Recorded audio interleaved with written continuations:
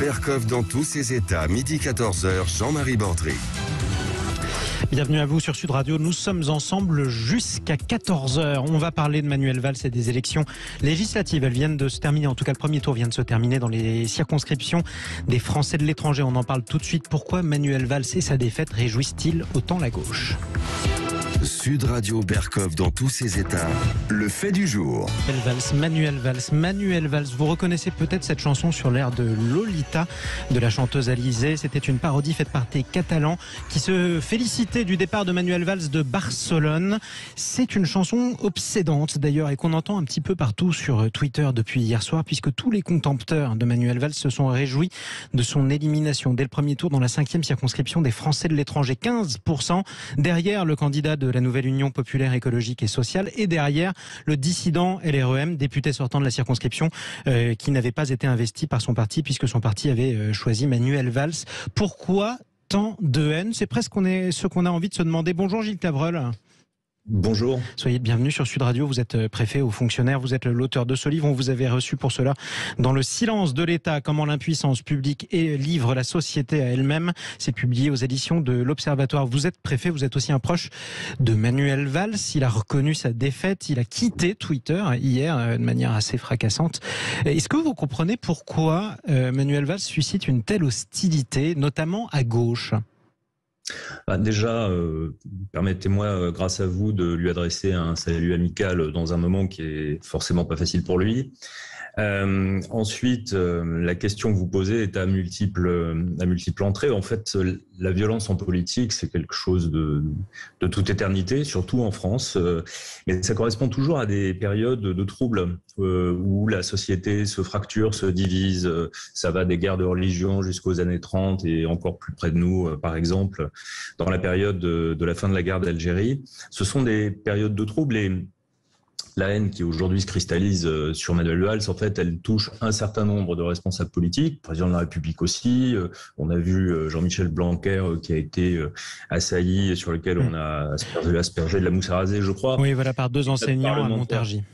Voilà, de très nombreux parlementaires qui ont vu leur permanence dégradée ou qui ont reçu des menaces de mort, des maires menacés de mort également, voire attaqués physiquement. Donc on est dans un contexte de violence contre les politiques et d'expression d'une forme de haine. Alors s'agissant de Manuel Valls plus particulièrement, en effet, il y a une cristallisation très particulière qui fait penser à un peu la logique du bouc émissaire telle qu'elle a pu être théorisée par exemple par le sociologue René Girard.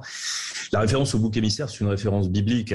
C'est un bouc que l'on sacrifie pour laver tous les péchés du peuple. Alors on le sacrifie en l'expulsant d'ailleurs, c'est pas une mise à mort, on l'envoie vers le désert et donc on purifie comme ça la communauté. Évidemment, je suis pas sûr que la communauté soit beaucoup purifiée une fois que le sacrifice a été opéré, d'une part, et d'autre part, ce qui moi me frappe beaucoup dans ce qu'on a vu, alors ces dernières heures sur les réseaux sociaux, mais enfin ça fait très longtemps que ça dure en réalité. C'est pas tellement la violence anonyme du twitto dans son coin qui s'énerve sur son fauteuil tout seul. Non, c'est plutôt qu'on a des responsables intellectuels, politiques de premier plan, des gens. On va justement revenir sur les multiples réactions que la normale et qui prennent des accents particulièrement haineux ou goguenards ou sarcastiques. Alors, goguenard. En tout cas, goguenard. Tiens, on va revenir sur quelques réactions. C'est le moins qu'on puisse dire, oui. Oui, en tout cas, goguenard un peu partout. Jean-Luc Mélenchon, par exemple, qui se félicite des résultats de son alliance. Il a raison d'ailleurs, puisque la gauche progresse dans toutes les circonscriptions des Français de l'étranger. Il ajoute: Manuel Valls est éliminé dès le premier tour, avec une photo de tous les députés insoumis qui brandissent des pancartes bon débarras. Félicitations évidemment, réjouissance chez Manon Aubry. Malgré tout, vous parlez de bouc émissaire. Ça veut dire qu'on reproche aussi à Manuel Valls tout ce qu'on reproche à une époque. Cette époque, c'était quand même le quinquennat de François Hollande. C'est le 49-3. Oui, mais ça, c'est déjà la fin de l'histoire. En tout cas, c'est la deuxième partie de l'histoire. Oui. Mais si on se souvient, Manuel Valls faisait déjà l'objet d'attaques à l'intérieur de son propre camp, très sévères, et même, d'ailleurs, avant même le quinquennat. Il était déjà un peu l'homme seul. Il était celui qui disait des vérités déplaisantes. Certains peuvent contester le fait que ce fussent des vérités, penser que c'était pas ça le langage de la gauche, mais enfin, il avait déjà un peu cette particularité-là d'attirer des réactions extrêmement brutales, indépendamment, encore une fois, de ce que l'on en pense sur le fond. C'est tout à fait normal qu'il y ait des sensibilités différentes, mais disons que ce qu'il a illustré parfois parce qu'il l'a voulu et recherché, et parfois aussi au-delà même de ses propos et de ses positions, c'est qu'il y avait quelque chose qui était en train de craquer à gauche très profondément entre différentes composantes. Et c'est pas c'est lui qui avait parlé d'ailleurs de gauche irréconciliable. Voilà, de gauche irréconciliable. Et au fond, c'était la vérité. Ça s'est avéré depuis, mais cette vérité avait quelque chose d'insupportable. Et je crois que la mécanique expiatoire, en quelque sorte, a commencé à se mettre en place dès ce moment-là. Puis il y a un sujet qui est un peu en arrière-plan, mais qui a compté beaucoup. À certains moments, et en tout cas pour certains protagonistes, Manuel Valls s'est beaucoup identifié au combat contre la haine, contre l'antisémitisme, pour la défense d'Israël lorsque Israël était attaqué injustement, pas pour des actions qui seraient critiquables ou condamnables, mais de manière excessive. Et encore une fois, le fait qu'il se soit mis en porte-étendard de cette lutte contre l'antisémitisme lui a valu énormément d'inimitié, puisqu'il a eu, si j'ose dire, le mauvais goût de pointer les responsabilités non pas seulement de l'extrême droite, mais aussi d'une partie de la gauche dans la montée de l'antisémitisme. Et donc, il a dit des choses à certains moments qui sont restées, qui sont mal passées. Revenons aussi malgré tout sur ce qu'il a fait depuis qu'il n'est plus Premier ministre, parce que c'est vrai que quand on regarde le fil d'une carrière politique, on peut parler de descente aux enfers. Il est Premier ministre, il se présente à la primaire de la gauche, il est battu très largement par Benoît Hamon. Il finit, et ça lui a été reproché, à juste titre d'ailleurs, par appeler à voter Emmanuel Macron alors qu'il avait signé un engagement sur l'honneur à soutenir le vainqueur de la primaire, c'est-à-dire Benoît Hamon. Il est élu malgré tout député sans soutien vraiment d'Emmanuel Macron, mais il finit par partir, se présenter au municipal à Barcelone où il est sèchement battu avant d'en repartir pour revenir et finalement se présenter aux élections législatives dans la circonscription des Français de l'étranger où il est battu dès le premier tour, alors notamment par celui à qui il a essayé de prendre la circonscription.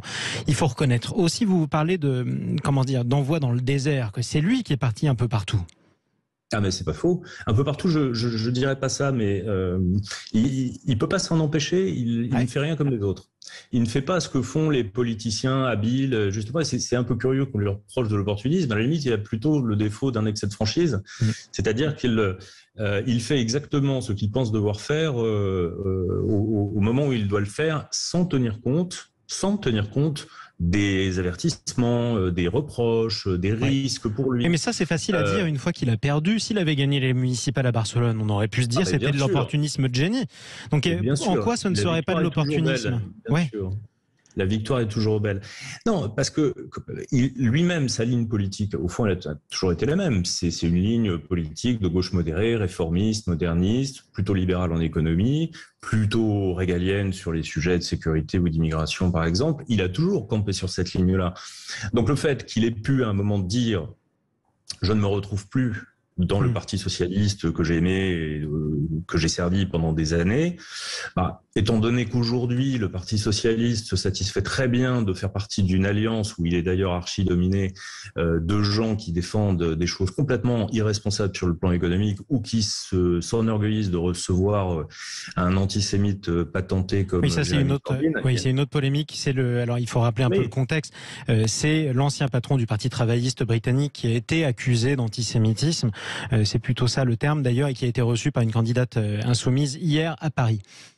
Disons que, pour revenir à l'épisode, effectivement, qui est central et dans le rejet d'un certain nombre de socialistes, pour part, je peux comprendre d'ailleurs, sur le fait qu'il n'ait pas soutenu Benoît Hamon, disons qu'il n'a pas eu l'habileté ou la patience d'attendre quelques semaines sans rien faire du tout, sans se prononcer, ni faire campagne, et pour soutenir, et il aurait soutenu Emmanuel Macron un petit peu après. Il s'était engagé sur l'honneur et par écrit, malgré tout. C'est pas une question d'habileté, c'est une question de parler.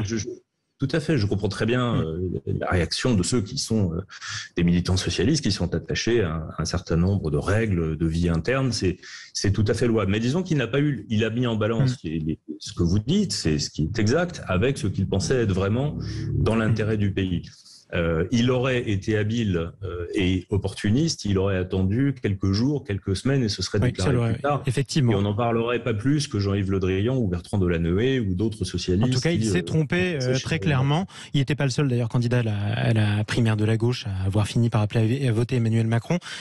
François de Rugy avait fait de même. D'ailleurs, on en reparlera dans une demi-heure. Dans cette émission, notamment pour revenir sur le ministère de l'Environnement et du Développement durable. Dernière question peut-être pour vous. Gilles Clavreul, vous le soutenez, vous l'avez toujours apprécié, vous en êtes proche, on peut le dire ainsi. Est-ce que vous souhaitez, est-ce qu'il est temps pour lui de se retirer complètement et définitivement de la vie politique ? Ah mais ça n'appartient pas, ça n'appartient qu'à lui. Bon, là, les conditions sont évidemment telles qu'il n'est pas en situation de revenir dans la vie politique française dans l'immédiat. Je vais vous faire une confidence. Ouais. Allez, 2017, je lui avais dit, tu calques ton parcours sur Clemenceau, tu as eu une première carrière très brillante de jeune et puis tu reviendras comme vieux. Alors il s'était marré, il m'avait dit, tu me laisses pas beaucoup d'espoir. Si, je te laisse l'espoir d'être patient. Alors peut-être c'est ce qui lui a manqué, de la patience. Et on rappellera d'ailleurs que Clemenceau n'a jamais réussi à être élu président de la République. Il a été battu lorsqu'il s'est présenté. Merci beaucoup Gilles Clavreul. Merci à vous. D'être intervenu sur Sud Radio. Je rappelle que vous êtes préfet, proche de Manuel Valls et auteur de ce livre.